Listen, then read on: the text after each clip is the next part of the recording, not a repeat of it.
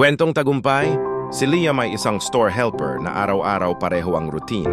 Mop ng floor, ayos ng shelves, assist ng customers ulit-ulit. Karamihan ng tao hindi man lang siya napapansin, pero may isang bagay siyang ginagawa na iba. Lagi siyang nagbibigay ng extra effort. Lagi siyang may sincere na bati, handang tumulong kahit hindi niya trabaho, at tinatrato niya ang maliit na trabaho na parang malaking responsibilidad.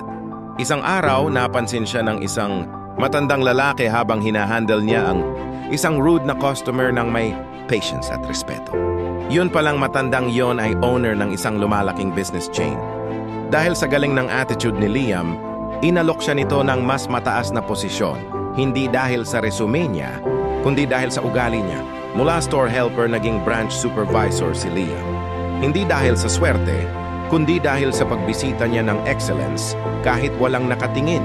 Lesson: minsan sa maliliit na bagay nagsisimula ang tagumpay. Kapag binibigay mo ang best mo sa maliit na gawain, darating ang araw bubukas ang malalaking pintuan para sa iyo.